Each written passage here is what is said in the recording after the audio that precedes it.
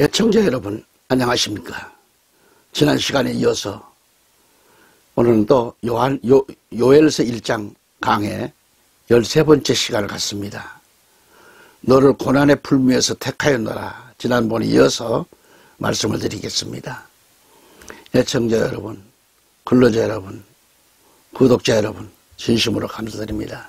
저희 CJTN 방송과 제2방송 CPJ 방송 그리고 신문 지저스타임즈를 구독해 주신 전국에 계신 많은 우리 애독자 여러분들 진심으로 감사드립니다.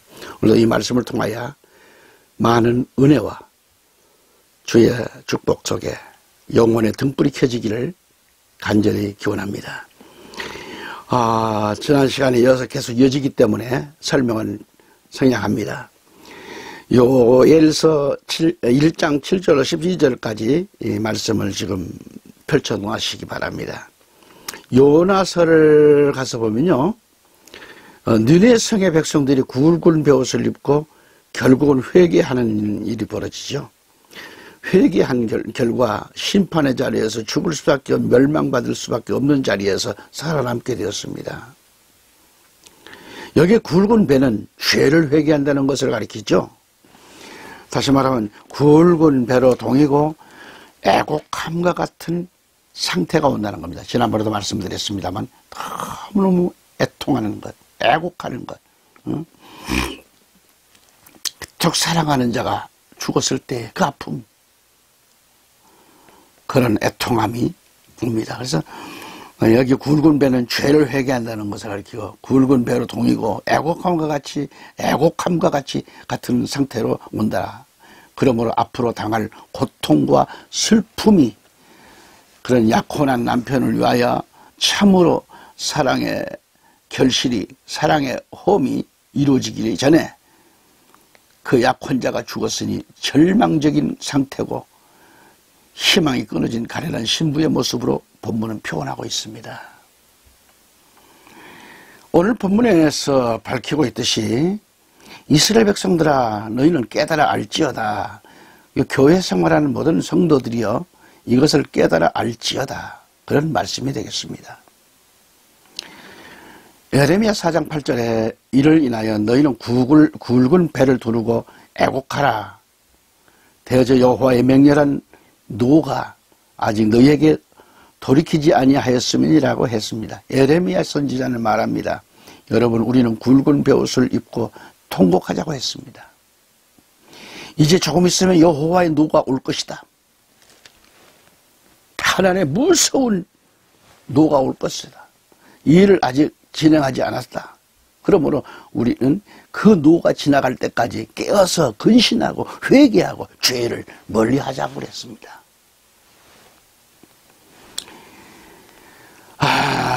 예레미야는 눈물의 선지자는 걸 익히 아시죠. 예레미야는 여호와의 노가 임할 것을 알았기 때문에 그는 이스라엘 백성들을 향해 눈물로 호소를 했습니다. 그러나 이스라엘 백성들은 예레미야의 그런 외침을 미친놈으로 취급당했습니다.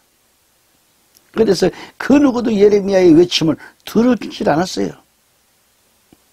그래서 그러한 이스라엘을 바라볼 때 안타까워서 예레미야의 눈에는 눈물이 마를 날이 없었다는 것입니다. 그래 예레미야는 눈물의 선지자 아닙니까? 오늘 이 시대에 반드시 이러한 눈물의 사자가 절실히 요구되는 겁니다. 이 한국교회 말입니다. 오늘 이 시대는 눈물도 말라버린 시대입니다. 사람들의 마음이 죄악으로 물들어가지고 차돌멩이처럼 굳어져 있기 때문에 눈물도 사랑도 외침도 없는 삭막한 때에 우리가 살고 있어요. 지금 예레미야와 같은 사자들이 필요한 때입니다. 성도들이 너무도 많이 타락해 있기 때문에 그래요. 회개할 줄 몰랐던 이스라엘은 하나님의 무서운 진노의 채찍이 있었다고 하는 사실을 오늘 이 백성들을 왜 모르는가? 이스라엘은 그토록 눈물을 흘리며 자기 민족을 살리기 위해서 몸부림을 쳤건만 그들은 깨닫지 못하고 교만만 떨었다 이겁니다. 죄악을 물 마시듯 죄악을 밥 먹듯이 저질렀다 이거죠. 오늘 이 시대를 살아가는 신자들과 주의 종들을 볼지라도 눈물을 흘리는 하나님의 백성들이 극히 적습니다. 신자들의 죄악성을 보고도 눈먼 소경과도 같이 못 본 채 하고 있습니다. 주님의 강단에서 회개하라는 목소리가 사라진 지 오래입니다.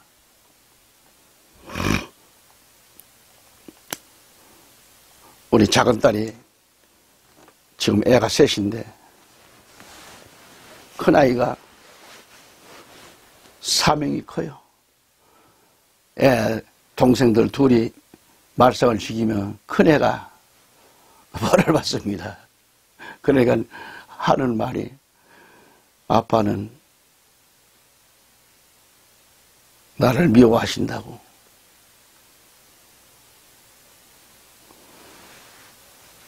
그렇게 항의를 하더라는 거죠. 왜 나만 갖고 하느냐. 그 말을 듣고 따끔했답니다. 그래서 우리 딸이 어제그제 애 셋을 데리고 왔습니다. 아버지 기도해 주세요. 하나하나 끌어안고 기도를 해줬고, 큰아이는 자기만 뭐라 한다 상처가 됐어요. 아버지는 왜 동생들은 사랑하면서 나는 사랑하지 않습니까? 그게 말이지 마음에 상처도 있더라고요. 어린 게. 이제 초등학교 1학년인. 그래서 이리 오너라. 할아버지한테 오너라. 꼭 품에 끌어안고 할아버지가 울면서 손자를 위해 기도해 주니까 이 녀석도 마찬가지 머리를 휘쭉 들더니 할아버지가 우니까 같이. 그래서 하나하나 알아듣게끔 기도를 해줬습니다.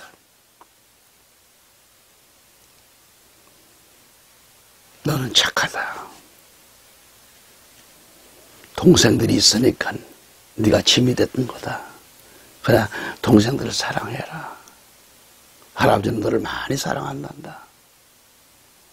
힘을 내라. 엄마 아빠가 너를 미워서 했겠냐? 아니야. 너를 얼마나 끔찍이 사랑하는데.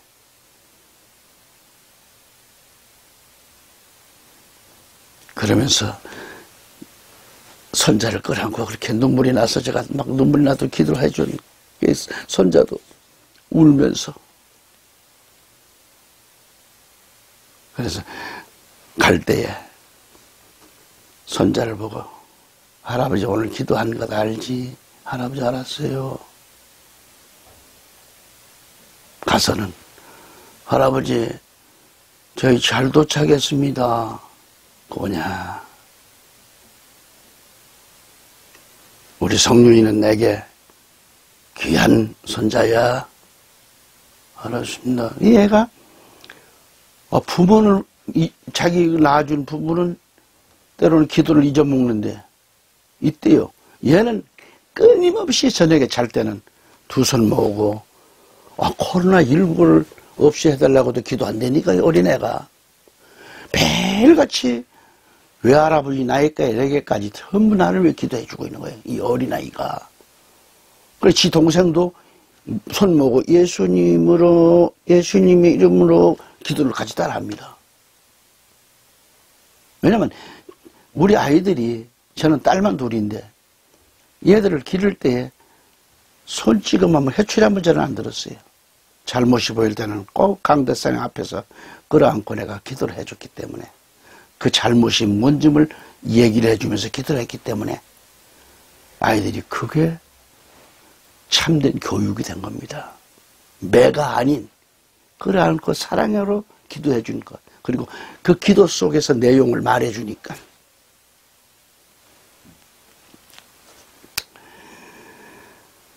여러분, 제가 얘기하는 건 이런 뜻을 하는 겁니다. 한국 강단 90%가 회개가 사라진 지 오래입니다. 성도들을 붙들고 기도해 줘야 되는데요.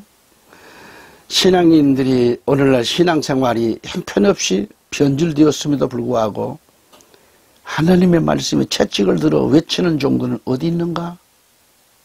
이것이 오늘의 교회의 모습이라 이 말이죠. 어쩌면 옛날이나 지금이나 꼭 같아졌는지 모릅니다. 다시 예레미야는 외치고 있습니다. 예레미야 6장 26절에서 딸 내 백성아 굵은 배를 두르고 재에서 굴며 독자를 이름같이 독자를 하나밖에 없는 자식을 오늘 보낸 것처럼 잃어버린 것처럼 독자를 이름같이 슬퍼하며 통과할지어다. 멸망시킬 자가 호련히 우리에게 올 것임이라고 말씀했어요. 오늘 이 시대가 지금 그렇게 되고 있는 겁니다. 지금 주님이 가까이 오고 계시는 때입니다.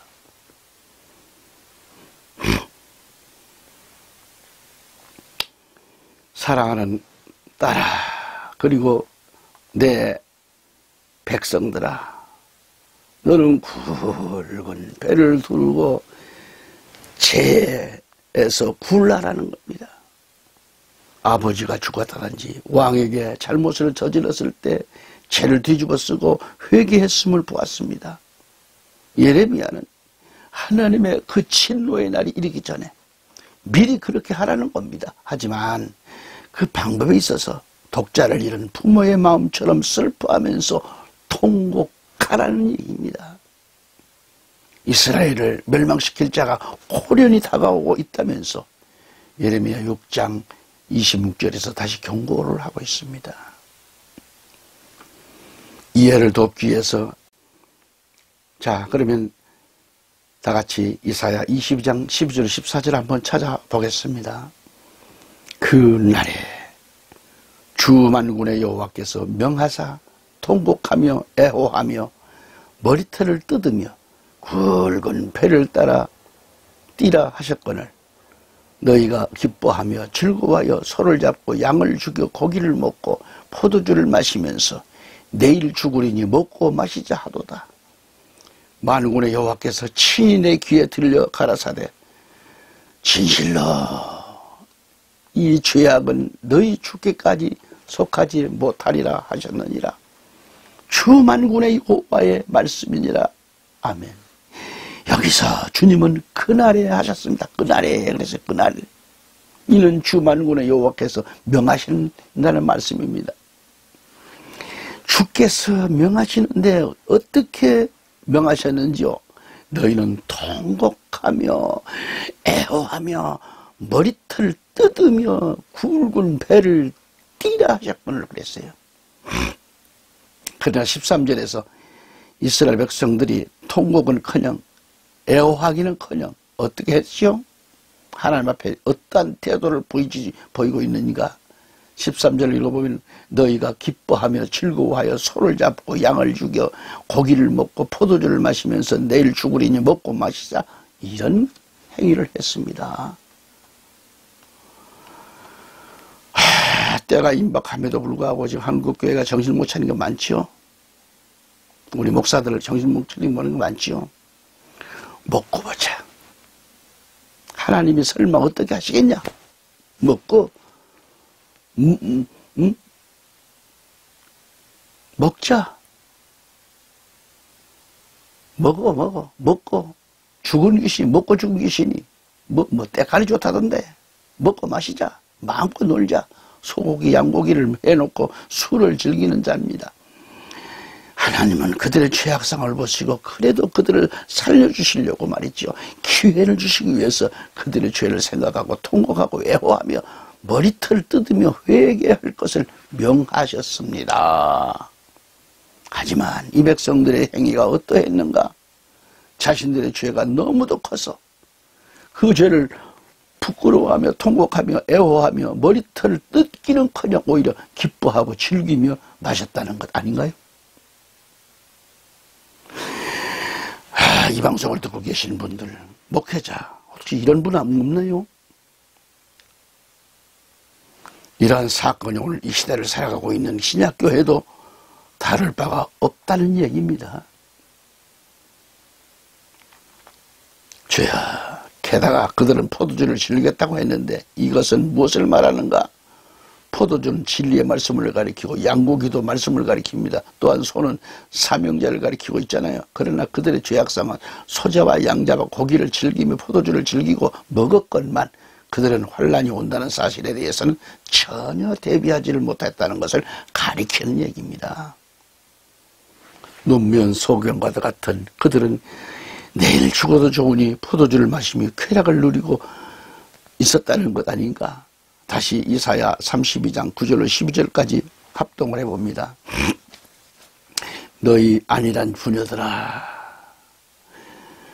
일어나 내 목소리를 들을지어다. 너희 염려 없는 딸들아, 내 말에 귀를 기울일지어다.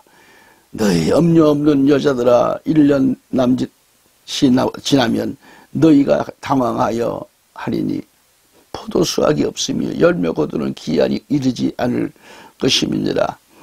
너희 안일한 여자들아 떨지어다. 너희 염려 없는 여자들아 당황하여 할지어다. 옷을 벗어 몸을 드러내고 배로 허리를 동일지어다. 좋은 밭을 위하여 열매 많은 포도나무를 위하여 가슴 치게 될 것임이니라. 아멘. 여기서 안일한 부녀들이라고 해서 부녀들이라고 했는데, 안일하다는 말은 하나님을 떠나 살면서도 너무도 편안하다는 것입니다.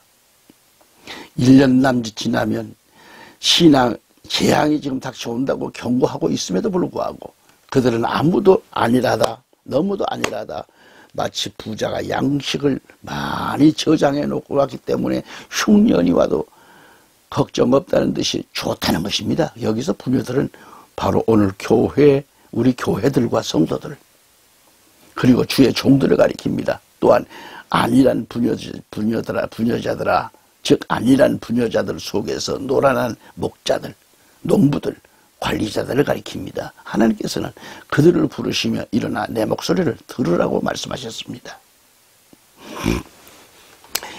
너희 염려 없는 여자들아, 염려 없는 딸들아 하고 부르셨지만, 그러나 이들은 염려가 없어요.